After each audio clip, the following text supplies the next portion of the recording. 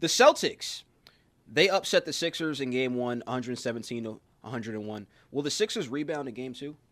Let me shock you first. Not an upset. You don't think it's an upset? No. Now, I know Hayward ain't been there all year. I know Kyrie's Sixers hurt. were favored in that game, though, technically. Yeah, I'm about to hit you with something, though. Go ahead. I know Kyrie I'm was waiting. hurt. I know Brown was out.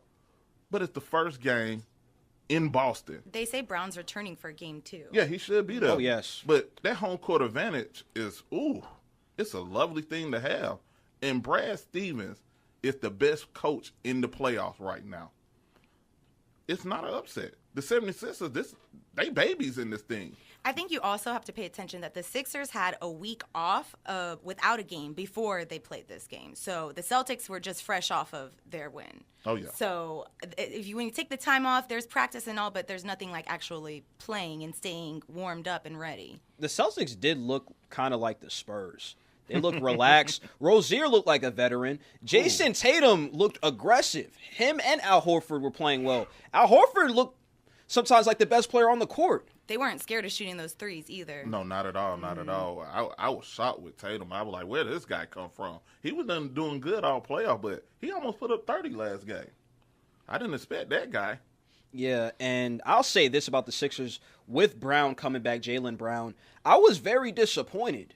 I thought Game 1 would go to the Sixers because of all the injuries. And Jaylen Brown is one of their best young players. But you can't shoot 19% from the three-point line. That was ridiculous. Bellinelli only taking 2 3-point shots. Not good. Outside of Joel Embiid and him really sparking up in the third quarter, who really performed? Well, if you look at it, they almost played at the same as the other series, but Boston just outplayed them.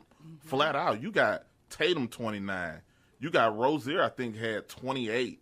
You got Horford with like 26. Yeah, Horford looked real good. Oh, man, Horford defensively looked as great. well. And Baines. Oh, man. Baines played some big minutes. Baines played some real good minutes. They got a lot of veterans on that Boston team, mixed with the youth. And Brad Stevens, you swear he been in this league 15 years, man. But cool, collective, I love calm, him. and they've dealt with some terrible situations, losing Hayward, and then even more heartbreaking, losing Kyrie Irving, and then even Jaylen Brown being out for Game 1. He's a really good up-and-coming player. And they just keep moving, don't they? It's like nothing happens. Mm-hmm. I felt embarrassed for the Sixers. The Sixers look lost. Ben Simmons, they're forcing him, if you notice, to shoot more jump shots, and he can't do it. He can't. Now when he's getting to the basket, obviously he can get there. Sometimes he looks LeBron-esque. Not LeBron, but LeBron is getting to the basket. Explosive. Not going to be that disrespectful, but he looks explosive. But the Sixers didn't look good at all. J.J. Redick, who finished with around 20 points, 2 for 7 from the three-point line, doesn't look good. And in Game 2, I think the Celtics will win as well. I agree. I'm there with you. I have the Celtics for Game 2.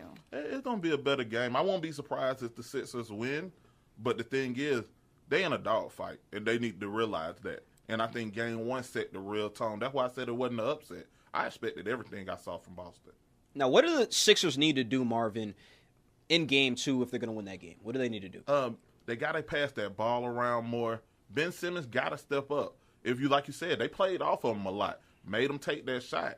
When they played Miami was playing more of a press day up on him. So he was passing that ball around, hitting Bellinelli for the 3, Silva for the 3. Dario for the 3. You had Redick was the leading scorer in there, hitting him with the 3. Now it's like, hey, go ahead, shoot it, young fella. What you gonna do?